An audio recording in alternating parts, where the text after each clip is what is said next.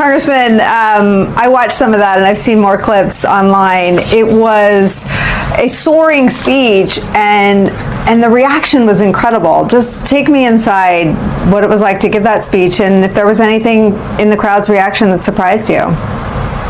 Well, it was exhilarating, Nicole, to be in Philadelphia with, 100,000, 125,000 people marching in the street. I got to march the last couple of blocks with people when I arrived in Philadelphia, and Tim Snyder was there, and Martin Luther King III was there.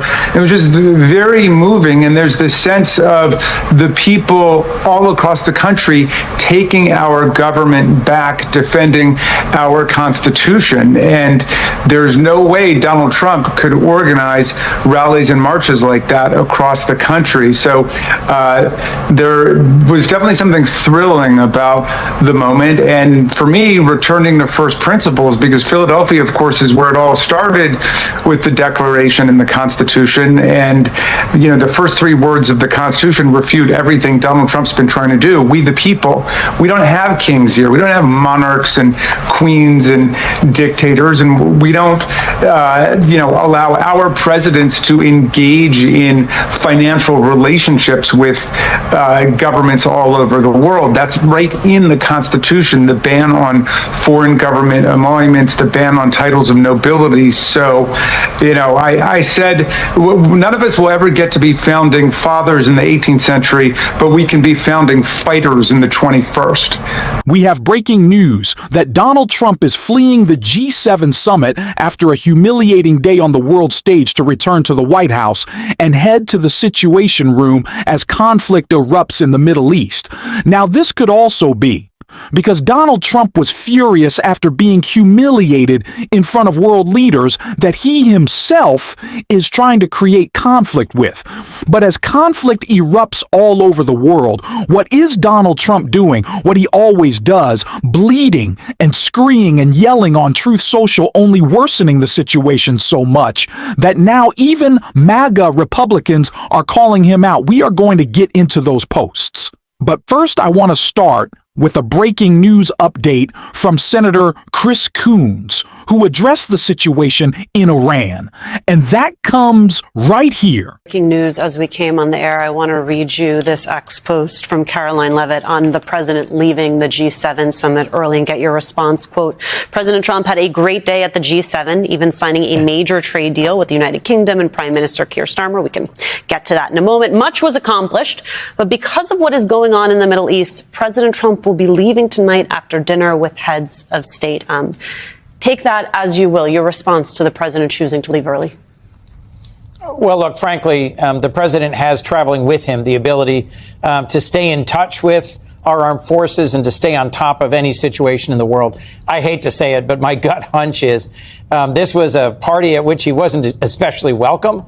He has picked fights with every one of our major allies represented at this summit.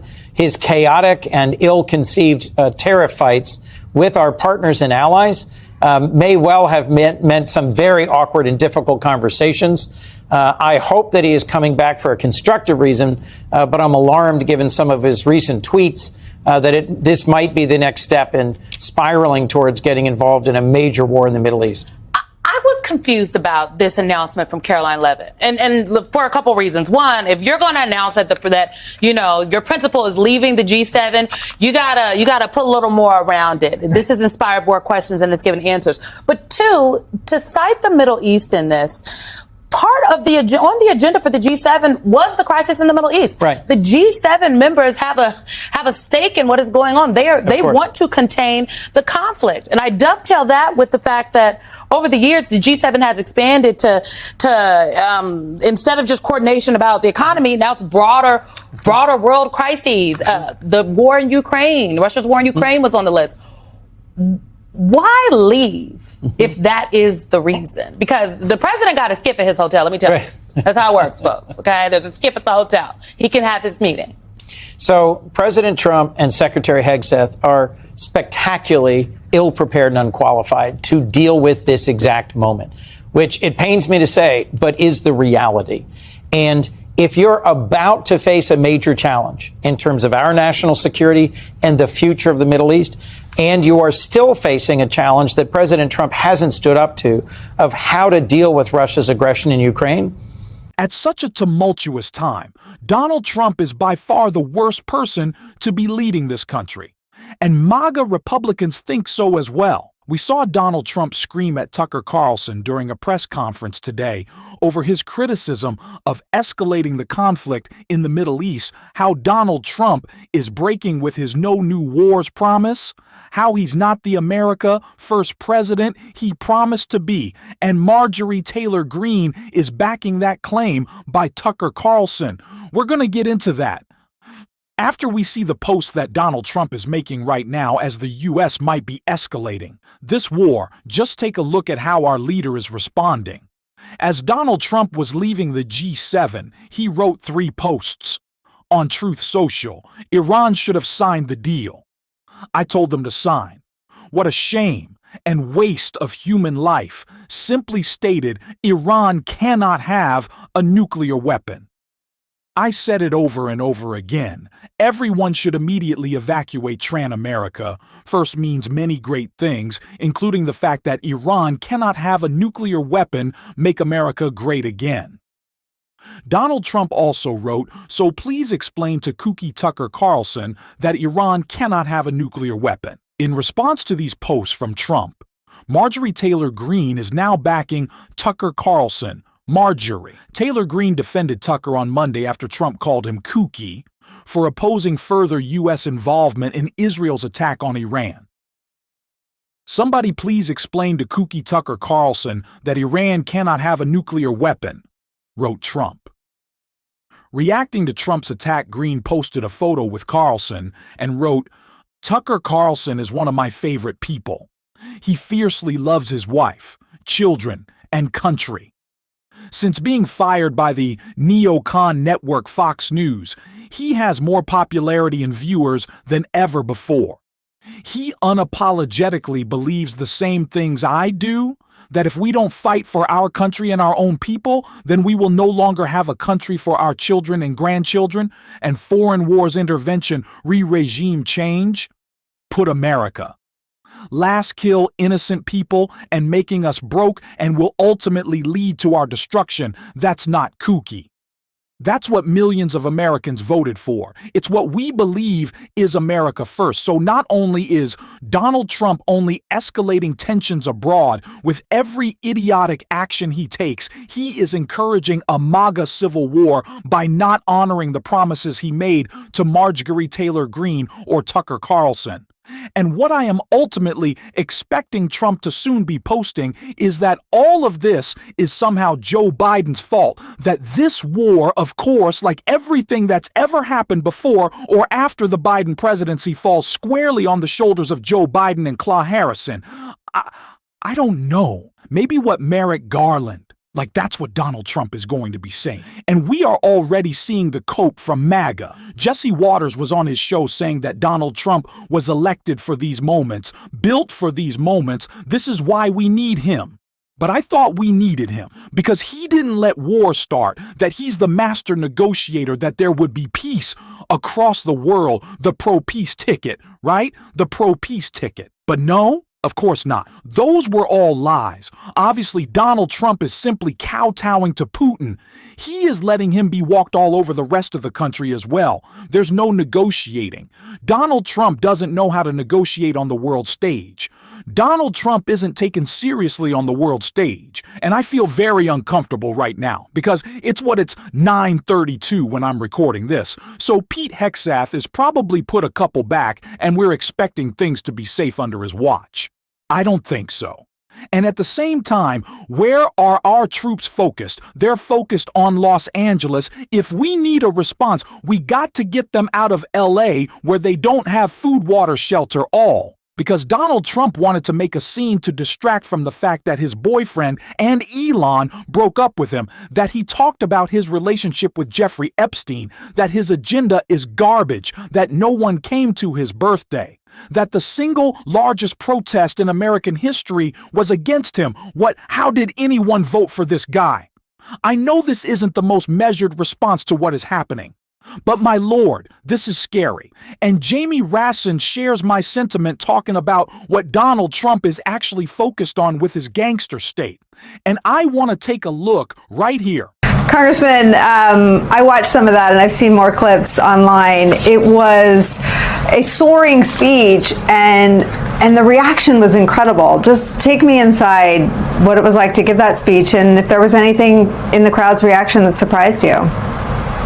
Well, it was exhilarating, Nicole, to be in Philadelphia with, 100,000, 125,000 people marching in the street. I got to march the last couple of blocks with people when I arrived in Philadelphia, and Tim Snyder was there, and Martin Luther King III was there. It was just very moving, and there's this sense of the people all across the country taking our government back, defending our Constitution. And there's no way Donald Trump could organize rallies and marches like that across the country. So there was definitely something thrilling about the moment. And for me, returning to first principles, because Philadelphia, of course, is where it all started with the Declaration and the Constitution. And, the first three words of the Constitution refute everything Donald Trump's been trying to do. We the people. We don't have kings here. We don't have monarchs and queens and dictators. And we don't, allow our presidents to engage in financial relationships with governments all over the world. That's right in the Constitution, the ban on foreign government emoluments, the ban on titles of nobility. So, I said, none of us will ever get to be founding fathers in the 18th century, but we can be founding fighters in the 21st. I love that. I mean, I also noticed the response to what we shorthand as grift, but the corruption. I mean, for those of us who've been covering Trump for 9 years, he's been doing it the whole time, but there is something more brazen, there is something more directly transactional about the second presidency. And I wonder what your thoughts are about how much the public has taken in that for Trump, this is about enriching himself and enriching his family. I mean, there's the $400 million Bribe Force One jet from Qatar, completely brazen, totally in violation of the Constitution if you don't come to Congress first. There's also the fact that Donald Trump, who denounced crypto as just saturated with criminality, now has completely embraced it and created his own crypto meme coin, which is just this gaping open barn door for every anonymous foreign state dictator, king, prince, mafia ring, or pardon seeker to pour money directly into Donald Trump's pockets. And so, whatever kind of off now, they're not even pretending to do anything else. I mean, their first foreign trip was back to Saudi Arabia in the Middle East, not for foreign policy agenda. It was a bunch of business deals. It was a business trip. So look, corruption is the opposite of democracy. Democracy is the system which advances the idea that every single person matters and we all rise together. The opposite of that is a corrupt monarchical or dictatorial system where you have a tiny group in society that uses public resources and private resources just to benefit themselves. And that's what we've got now. It's a gangster state. It's a gangster state. That's amazing. I mean, the number of signs opposing the immigration tactics was, to me, heartening, because I feel like the right has done a good job sowing a false narrative that immigration is Trump's issue and that Democrats are on defense if they're even talking about it. But it turns out a lot of people were in the streets saying that absolutely no one should be deported without due process. No one should be snatched off the street by men or women with masks on who disappear them into a van. Nobody wants that. What are you guys talking about as a party about the opportunities around immigration? Well, you're right that people understand that either we have constitutional rights and protections for everybody in the country, or we don't have any at all. And that's why due process are the two most beautiful words in the English language. They separate our freedoms from the arbitrary power of the state. But I think Donald Trump gave the whole game away on Thursday, where apparently after meetings with his Secretary of Agriculture and hearing from a bunch of large agribusiness executives and companies, he said, we are no longer going to be deporting people from farm states, meaning undocumented immigrants, because that's the backbone of that industry. And he said, these are good people who've been working hard, and they deserve better than just being rounded up and kicked out of the country. In uncertain times, we are uncertain if our president has his mind on straight and if our Secretary of Defense hasn't had, 3-4 cocktails already. It's a scary time. It really is. From the people who promised the peace which was never going to come, how did they believe him? I don't know. But I can promise we are going to keep you updated on this situation as much as possible.